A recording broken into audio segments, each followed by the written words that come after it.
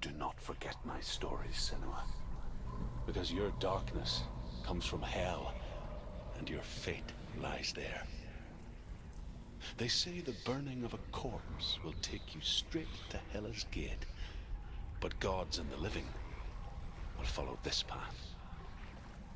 You must leave the Isles of Orkney across the eastern sea and find a road that leads north and down through deep, dark valleys.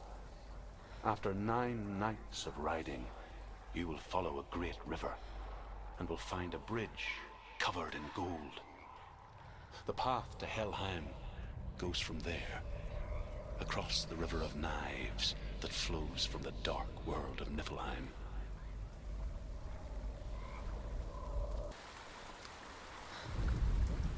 The Northmen speak of 9 worlds.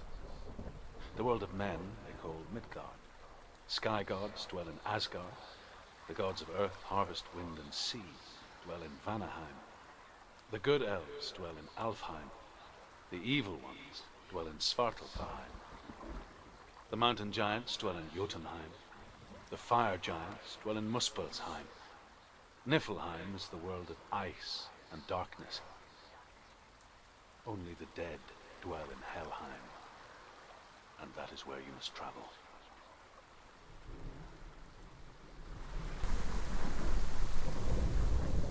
The world of the dead is ruled by the giantess, Hela, daughter of Loki. The gods feared her bloodline, bad on her mother's side and yet much worse on her father's. So, as a child, the All-Father cast her down into Helheim and gave her power over those who die of sickness, age, hardship, and self-slaughter. In all of the 9 worlds, only Hela can resurrect the dead. To Hela, your Dillion was sacrificed, and with her you must bargain. She needs to challenge the gods. She has to fight 2 gods The first. Northmen say that in the beginning there was nothing but darkness. Bitter cold to the north, fiery hot to the south. They say the cold formed ice, which melted from the sparks from the south. The power of the darkness gave life to the dripping ice, and the first giant was born, and was named Ymir. The ice continued to drip, and the power of the void gave life to it, and it became a cow, whose milk fed the giant. That's right, a cow. Bet you weren't expecting that.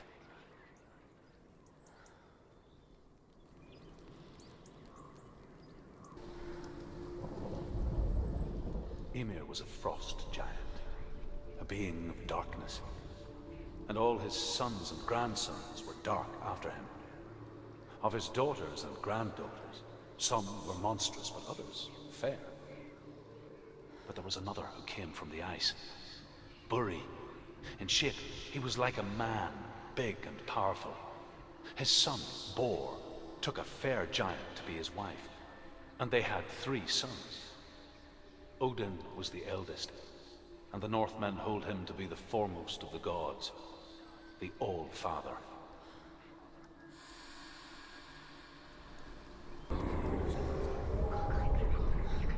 The Northmen say that Odin and his brothers killed Ymir, and that the world of men was formed from his corpse.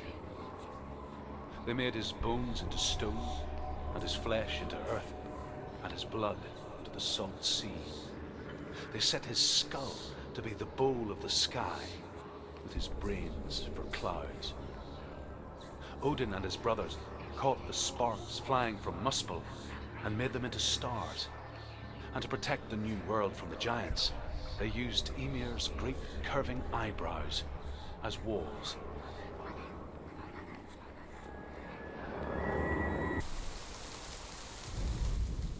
The Northmen say you must sacrifice in order to receive.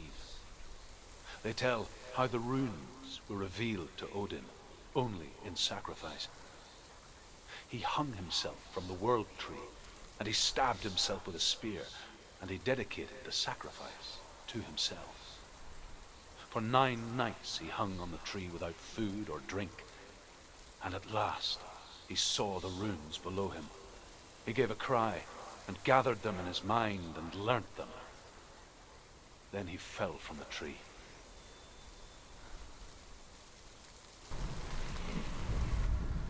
The Northmen say that Odin is always in search of knowledge and wisdom and magic. There was a very wise being named Mimir, who guarded the waters of wisdom which flow from the roots of the World Tree. Odin wished to drink from this spring, but he had to pay a price. So he gouged out his own eye as offering to Mimir. He drank from the well and traded one way of seeing for another.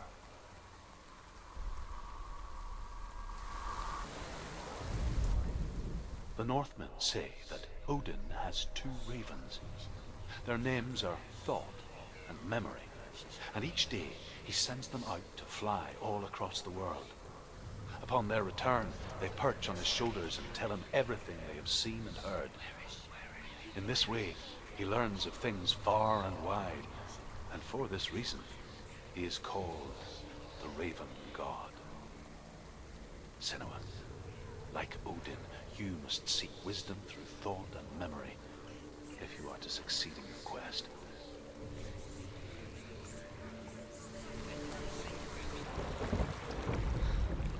The Northmen tell this story. Before the earth was created, there was a world called Muspel. Because it was in the south, it was bright and hot, flaming, burning.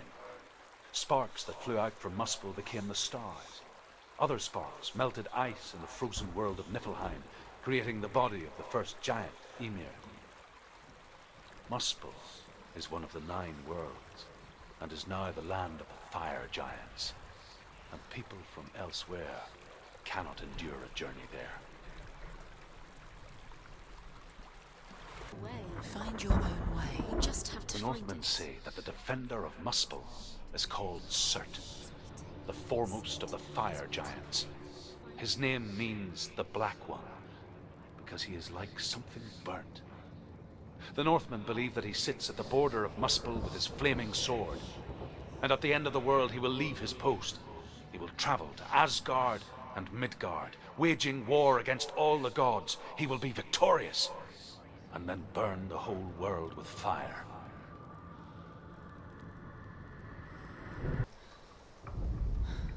The Northmen believe that the world will be destroyed someday. They call it Ragnarok, the destiny of the gods. Asgard will be attacked by Surt and the fire giants. A monstrous wolf will swallow the sun, and the gods will fight in vain against their enemies.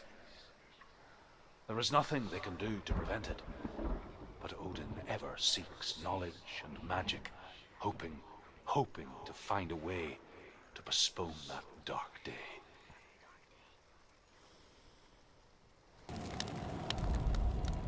The Northmen say that at Ragnarok, the sons of Muspel will travel to battle in the ship called Naglfar, the corpse ship. And when the sons of Muspel leave the ship and ride to battle, it will be as though the sky had split open, and Surt will lead them. Wherever he goes, flame will erupt before him, and fires will burn behind him.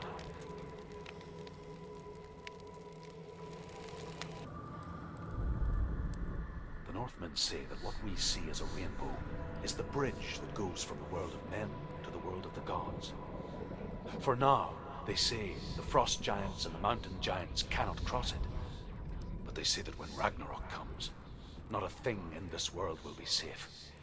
The Rainbow Bridge will break under the onslaught of the fire giants riding on flaming steeds. Senua, I have seen the fire of Surt spread far and wide, and to our lands. Ragnarok is coming.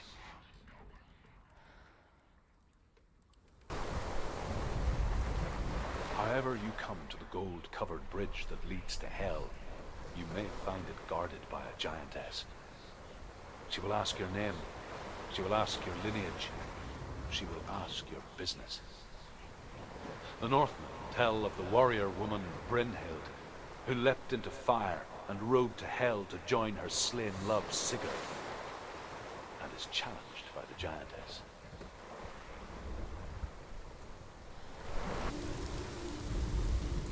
Hela possesses large dwelling places in Helheim. Tall are her walls, high are her gates. The name of her dish is hunger. Her knife is famine. On her threshold all will stumble. Her bed is called sick bed, and her bed hangings are called flames of a funeral pyre. They say she is easy to recognize, half black and half the color of flesh, and her face menacing and grim.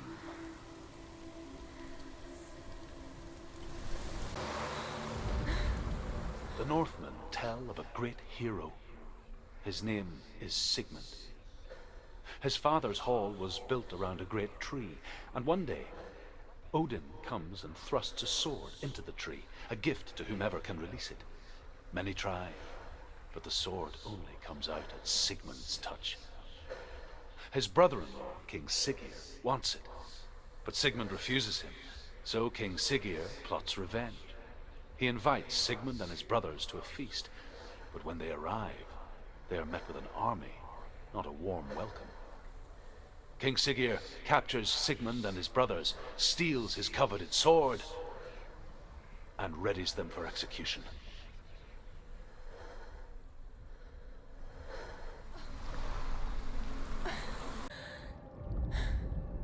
Death for Sigmund and his brothers seems certain. But the king's wife is Sigmund's sister, and she begs for mercy and implores the king to chain them up instead. He agrees. Not for mercy, though, but because he plans an even more cruel and lingering death. Chained to a tree in the forest that night, a she-wolf comes and devours one of Sigmund's brothers. She returns, ravenous, night after night, until only Sigmund is left. The next day, Sigmund's sister sends a servant with honey to smear on Sigmund's face. But to what end? Well, that night, when the she-wolf appears again, you'll never guess what happens.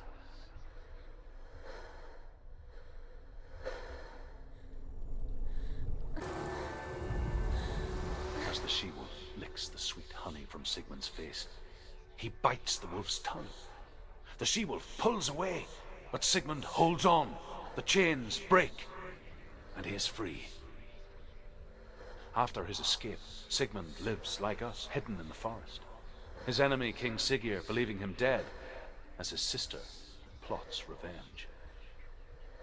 And for vengeance to succeed, even the great Sigmund needs help. So she sends her sons to him. But their blood is weak and corrupted, and they're put to death by Sigmund. So his sister hatches a new plan, one that is cold of heart and pure of blood.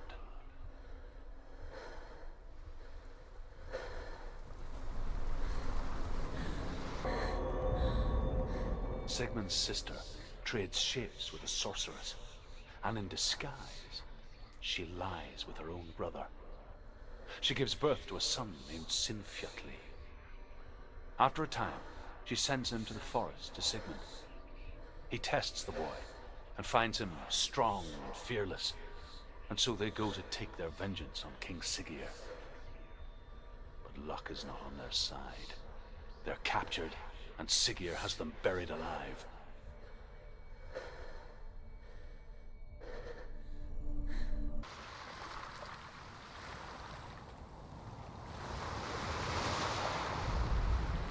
As Sigmund and Sinfjotli are being buried alive, Sigmund's sister throws an armful of straw into the grave mound. Hidden in the straw is Sigmund's sword, the gift of Odin. They cut their way out of the grave mound and set fire to Siggeir's hall. The king burns to death. Sigmund calls to his sister to come out so that she may live and be honored. She does come out, but only to tell him the truth. That she had slept with him, her brother, to beget a strong avenger. I am not fit to live, she says, and walks back into the fire. Strike vengeance from your heart, Senua. as there is always a heavy price to pay.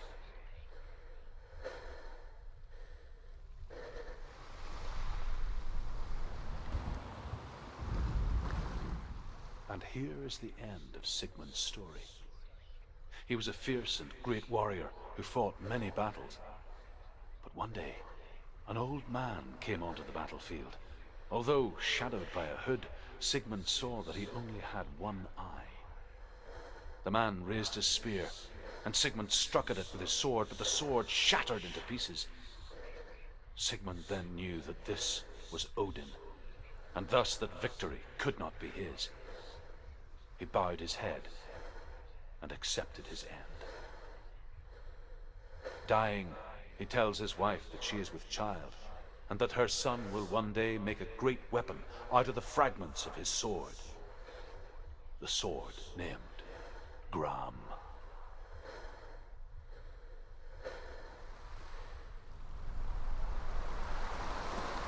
He loves her. Senua, you remind me of a story that the Northmen tell about a young woman warrior. Her name is Hervor, the daughter of a berserker born after he was killed. She's a wild, willful child who teaches herself to fight with weapons. When she learns where her father is buried, her only desire is to reclaim the treasure buried with him, but above all, the sword, Tyrving.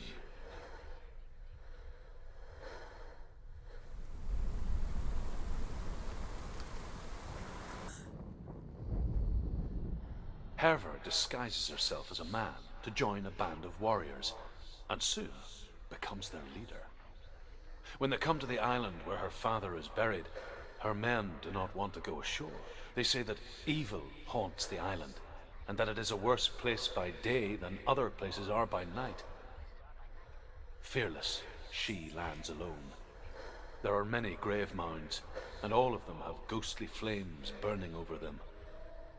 She comes to the grave mound of her father after passing through these ghostly fires, as though they were mist.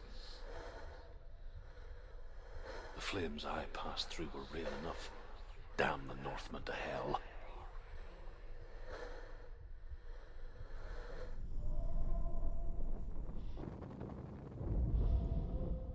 Within the burial mound, Hervor calls on her father to wake from death and bring her his sword. She says that it is not seemly for the dead in their grave mounds to bear valuable weapons. Her father answers with words of warning. You go to your doom. Baleful runes surround you. You have gone mad. You have lost your mind. Your thoughts are confused. It is dangerous to wake the dead. Like I said, she reminds me of you.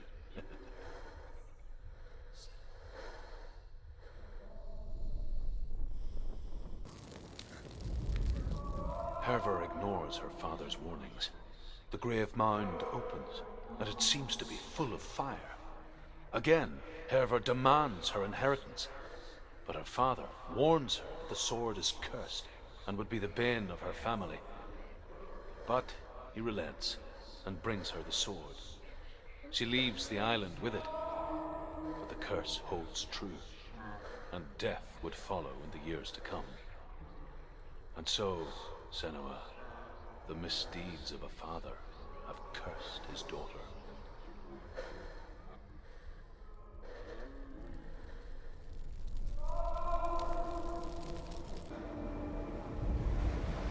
The Northmen tell this story about the death of Baldur.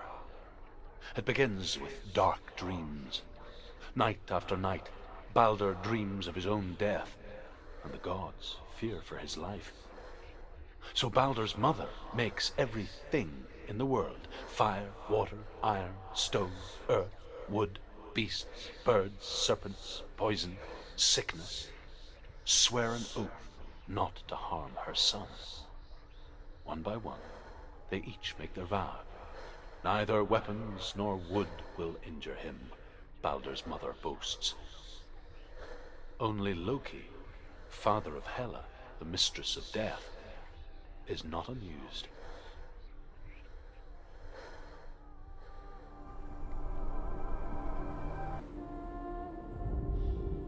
The gods feast and rejoice and amuse themselves by throwing spears and stones at Balder, striking at him with sword and axe. But he comes to no harm, whatever they do. The gods never cease to wonder at this great marvel. But Loki shapes himself into a woman and asks Balder's mother, "Is it really true that all things promise to keep him safe?" "I did not ask the mistletoe," Balder's mother confesses. "I thought it was too young." Oh dear.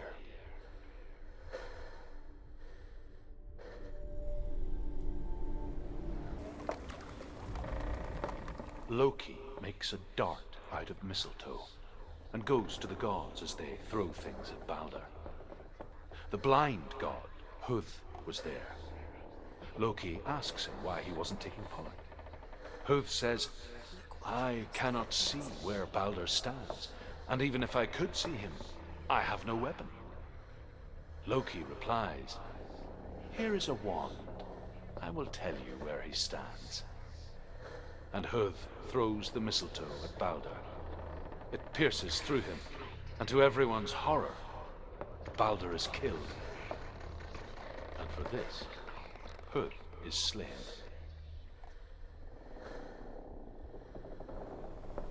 You have no chance, Philip. The Northmen tell how the gods mourned Balder. His body was to be burnt on his ship, but they could not manage to push it into the sea and sent for a giantess to do it. She comes riding a wolf and has vipers for her reins. She pushes Balder's ship into the sea with such force that the ground shakes and the rollers burst into flames. When Balder's wife sees his body carried onto the ship, her heart bursts with grief and she dies. She's put next to her husband and the pyre is lit, sending the dead to hell. But even so, the gods cannot accept his death.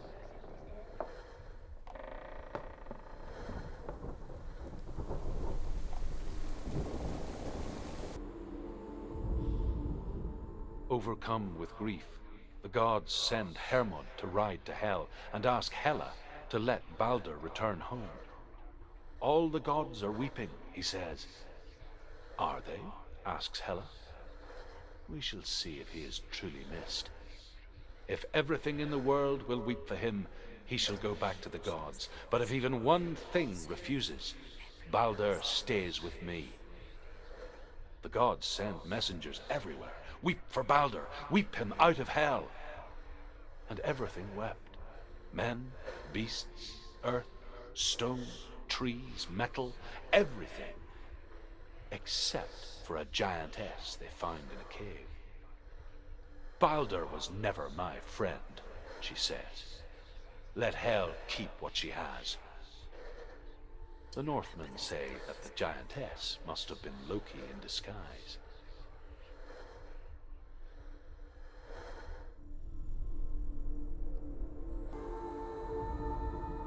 The Northmen tell how the gods punished Loki for Balder's death. They captured him and took him to a cave. They fetched his 2 sons and turned one into a wolf, and he ripped his brother apart. The gods used Loki's own son's entrails to tie him down and turned these bonds to iron and dangled a poisonous serpent over his face so that its venom would drip onto him. Each time the venom drips onto Loki's face, he writhes in agony. The Northmen say that is the cause of earthquakes. A reminder, perhaps, that if even gods must accept death, then so must we.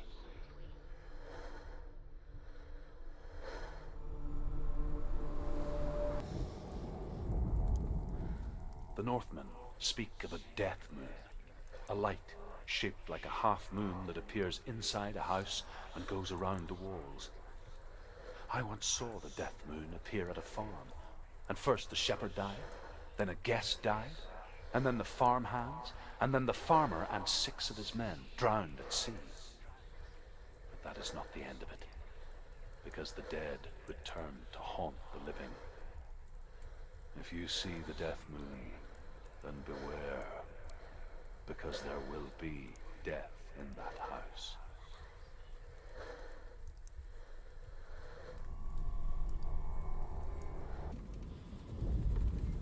There was a Northman called Grettir.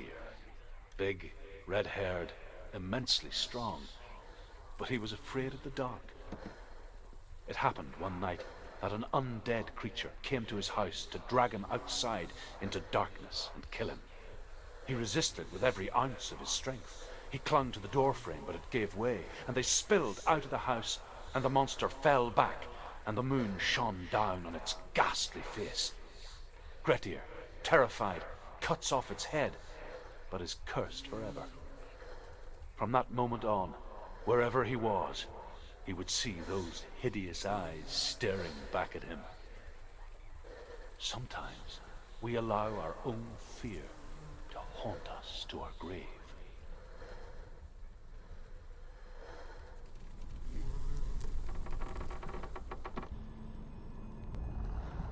I will tell you of a great hero named Sigurd, son of Sigmund, no less. Born after his father's death, Sigurd is cared for by the dwarf Rain. But Rain does not love the boy. Instead, he plans to use him for his own ends. You see, Rain's father possessed a great treasure given to him by the gods. But Rain's brother, Fafnir, killed his father and took the gold all for himself. Fafnir hid the treasure out on a heath and could not leave it. And from the evil in his heart, he turned into a dark creature, a dragon.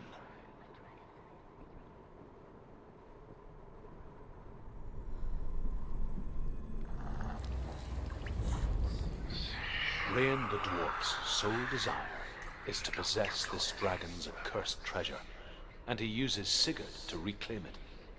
He tells Sigurd the story of Fafnir's gold, and the good-hearted hero promises to slay the dragon if Rain would forge a strong sword for him. Sigurd remembers that his father once possessed a sword given to him by Odin. Odin broke the sword to bring about Sigmund's death, but Sigurd's mother still has the pieces. And so Rain reforges the famous sword. Sigurd uses the sword first to avenge his father, and then he and Rain go in search of Fafnir.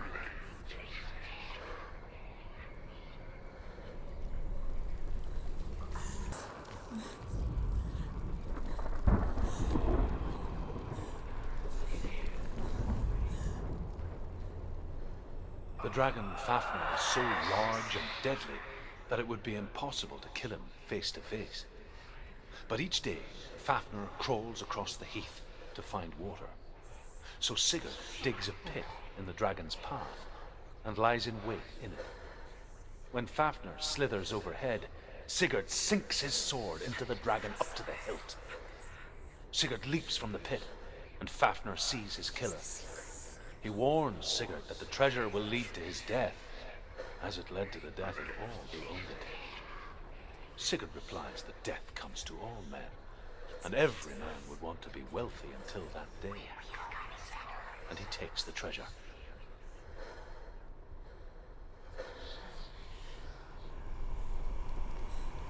The darkness in. It's the end. The darkness will take her like Although Sigurd kills the dragon, Rain wants to keep Fafnir's gold all for himself. Rain also wants the strength and wisdom of the dragon, so he drinks its blood and asks Sigurd to roast Fafnir's heart for him. Sigurd does so, but when he touches the roasted heart to see if it is done, he burns his finger. Without thinking, he licks his finger and tastes the dragon's blood. In that moment, he understands the language of birds and hears them talk nearby. Once she gets down there, she'll never come out. It's luring her down. The darkness will take her like it took her mother. Sigurd's newfound power lets him hear the birds speak, and they say, Sigurd should eat the heart himself. Rain wants Fafnir's gold. Sigurd should kill Rain before Rain kills him. Sigurd should find Brynhild the Valkyrie, who sleeps an enchanted sleep. Sigurd heeds the bird's advice. He kills Rain, eats Fafnir's roasted heart, and takes Fafnir's treasure. And he embarks on a new quest, to ride to Hinderfell and find Brynhild, the Valkyrie. It's just a matter of time. Just lets the darkness in. Let's take over. She's also right. She's getting closer to the darkness. Sigurd learns that Brynhild had once disobeyed Odin, and so he had her punished, stuck her with a sleep thorn, and put her body within a rampart of burning shields. Only a man who knew no fear would ever reach her. But like me, Sigurd is fearless and passes through the flames, just as I did, and wakes the sleeping warrior girl. She teaches him the secret wisdom of runes, namely victory runes, ship runes, runes for persuasion, runes for truth, runes for healing and help, runes for perception and power. Like Sigurd, the greatest young warrior of the North, you must learn the secrets of the runes to fight amongst the gods in hell.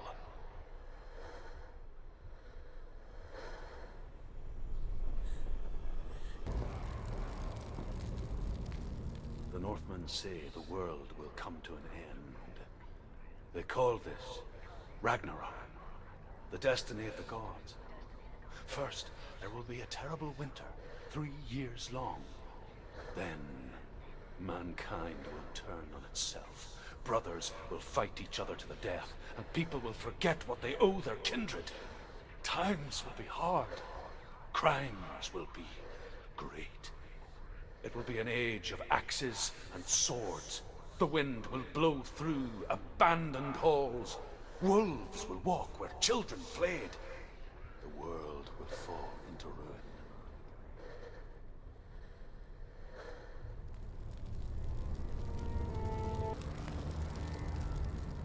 The Northmen say the gods will fight their last battle at Ragnarok. Their watchmen will blow the horn that can be heard through the whole world. And Odin will speak with the severed head of Mimir, which gives him good counsel. The land of the giants will thunder with the sound of their army on the move. The gods will assemble. The dwarves will leave their stones. The frost giants will come from the east. The Midgard serpent will turn up the waves. Eagles will scream and tear at the corpses with their yellow beaks. The ship of the dead will set sail.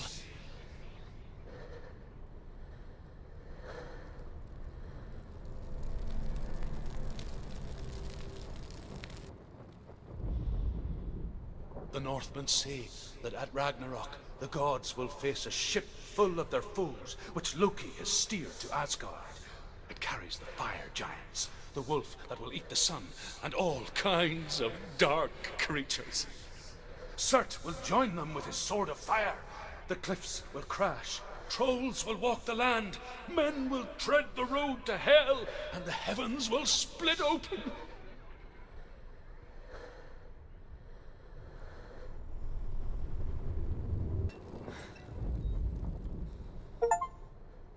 The Northmen say that each god will do battle at Ragnarok.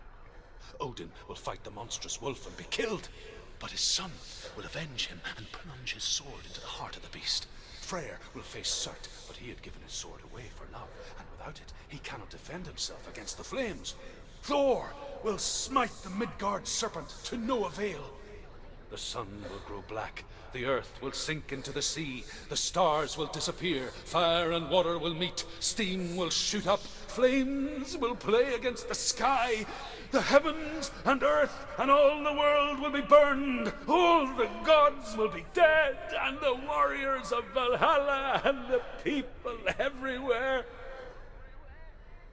Senua, prepare yourself for Ragnarok, for it is nigh.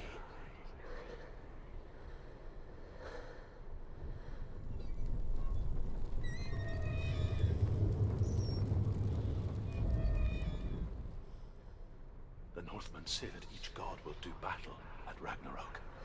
Odin will fight the monstrous wolf and be killed, but his son will avenge him and plunge his sword into the heart of the beast. Freyr will face Surt, but he had given his sword away for love, and without it, he cannot defend himself against the flames. Thor will smite the Midgard serpent to no avail. The sun will grow black, the earth will sink into the sea, the stars will disappear, fire and water will meet, steam will shoot up, flames will play against the sky, the heavens and earth and all the world will be burned, all the gods will be dead, and the warriors of Valhalla and the people everywhere. Senua, prepare yourself for Ragnarok, for it is nigh.